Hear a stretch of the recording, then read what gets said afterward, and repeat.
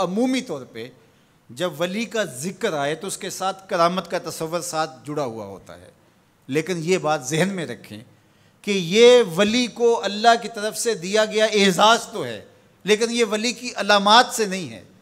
یعنی ولی کے لیے جو شرطیں ہیں، جو نصاب ہے، وہ ایمان اور تقوی ہے۔ اگر کسی کے اندر یہ دو خوبیاں پائی جائیں اور وہ کمال درجے کی موجود ہوں، لیکن کرامت آپ تک نہ پہنچے یا ظہوری نہ ہو ساری زندگی، تو اس کے ولی ہونے میں شک نہیں ہے۔ اور ایک شخص کے اندر آپ کرامت دیکھیں لیکن یہ دو خوبیاں نہ پائی جائیں تو اس کو ہم کرامت ہی قرار نہیں دے سکتے، وہ استدراج ہوگا۔ ہر وہ خرق عادت امر جو بغیر کسی شخص سے ظاہر ہو اور ہو خرق عادت، ما فوق الفطرت چیز ہو، تو اس کو قدرت الہیہ کہیں گے۔ اور اگر وہ نبی کے ہاتھوں سے اعلان نبوت سے پہلے صادر ہو جائے تو اسے ارہاس کہا جاتا ہے، اعلان نبوت کے بعد ظاہر ہو تو اسے معجزہ کہا جاتا ہے، اور وہی چیز کسی ولی کے ہاتھ سے ظاہر ہو تو اسے کرامت کہا جاتا ہے، اور اگر کسی عام بندہ مومن کے ہاتھوں سے ظہور پذیر ہو تو اسے معونت کہا جاتا ہے، اور اگر وہی کام کسی کافر سے یا کسی فاسق و فاجر کے ہاتھوں سے ظاہر ہو تو اسے استدراج کہا جاتا ہے، جس طرح دجال کے ہاتھوں سے قرب قیامت میں ہوگا کہ وہ مارے گا بھی اور زندہ بھی کرے گا۔ اب استدراج میں اور کرامت میں فرق کرنا یہ عام آدمی کے بس کا روگ ہی نہیں ہے، وہ کیسے کرے گا؟ تو اس کے لیے سادہ کلیہ یہ ہے کہ ایمان اور تقوی کی شرط کے ساتھ اس چیز کو کرامت کہا جائے گا، اور اگر یہ دونوں شرطیں نہیں پائی جا رہی تو وہ پھر استدراج ہوگا۔ تو اس لیے ولی کو پہچاننے کے لیے کرامت معیار ہی نہیں ہوا، کرامت نصاب ہی نہیں ہوا، ولی کو پہچاننے کے لیے ایمان اور تقوی ہوا۔ اگر کرامت کو معیار بنا لیں گے تو پھر استدراج والے کو بھی ولی ماننا پڑے گا۔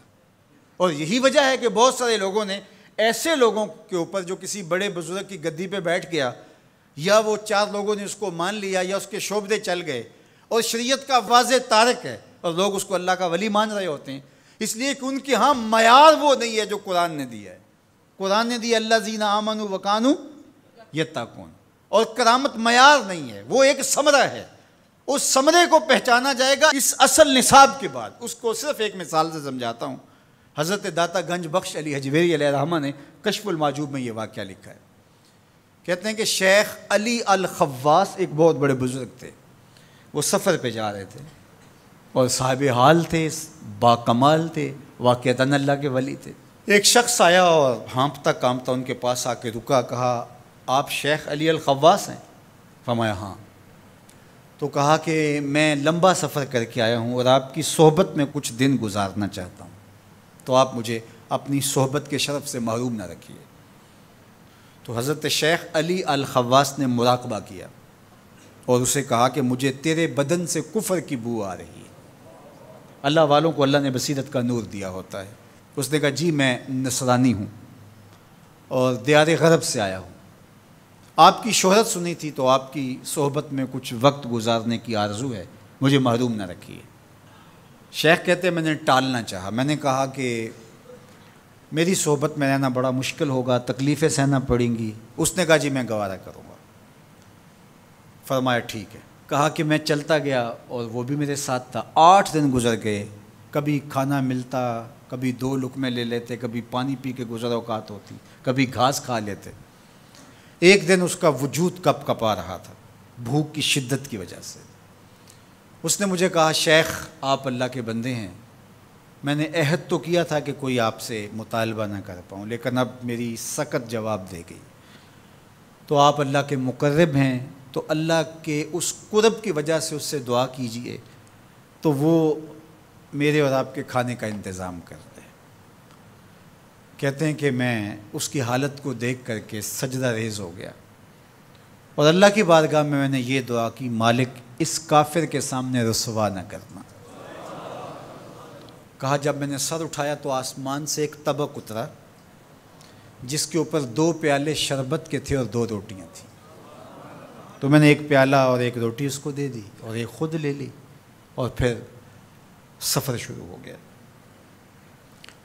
8 دن پھر گزر گئے، پھر ایک دن وہی حالت کہ اس کا بدن کپ کپانے لگا۔ تو میرے دل میں آیا کہ روز روز حالت ایک جیسی نہیں ہوتی، تو اس دن تو لاج رہ گئی تھی، تو کہیں آج یہ پھر نہ بول پڑے، تو قبل اس سے کہ یہ بولے میں نے بول کر کے کہا کہ تو بھی عیسائیوں کا بہت بڑا پیر پادری ہے، تو آج تیری باری ہے۔ تو کہتے ہیں جب میں نے اس کو کہا تو اس نے بھی سجدے میں سر رکھ دیا، اور میں دل ہی دل میں سوچا کہ اس کا سجدہ ریز ہونا کیا معنی رکھتا ہے جب ایمان ہی نہیں ہے۔ تھوڑی دیر کے بعد جب اس نے سر اٹھایا تو آسمان سے بھی طبق اترا، جس پر 4 پیالے شربت کے اور 4 روٹیاں تھیں۔ تو اس نے 2 روٹیاں اور 2 پیالے میری طرف بڑھائے، اور 2 پیالے اور 2 روٹیاں اپنی طرف کر لیں، اور کہا کہ کل یا شیخ کھائیے۔ میں نے کہا میں نہیں کھاؤں گا، اس لیے کہ کرامت ہو نہیں سکتی، اور استدراج کا کھانا جو ہے وہ میں کھا نہیں سکتا، چونکہ تم کافر ہو تو میں استدراج کا کھانا کھاؤں تو یہ نہیں ہو سکتا۔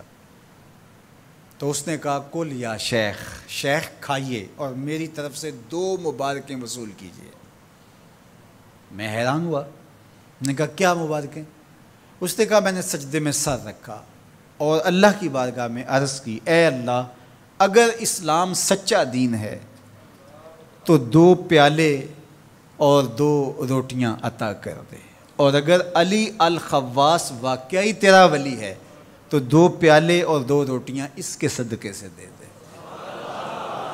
تو ایک تو آپ کو آپ کی ولایت کی مبارک ہو، اور دوسرا ہاتھ بڑھائیے اور مجھے اسلام میں داخل کیجیے، اسلام سچا دین۔ تو شیخ علی الخواص کے اس واقعہ کو ذکر کرنے کے بعد داتا گنج بخش علی حجویری فرماتے ہیں کہ علی الخواص جیسا شخص بھی یہاں پریشان ہو جائے کہ خدایا یہ استدراج ہے یا کرامت، تو کہا پھر عام آدمی کیسے فیصلہ کر سکتا ہے کہ یہ استدراج ہے یا کرامت؟ تو کہا کہ اس کو یہی دیکھنا پڑے گا ایمان اور تقوی ہے کہ نہیں۔ تو ایمان اور تقوی یہ علامت ہے کسی کے ولی ہونے کی۔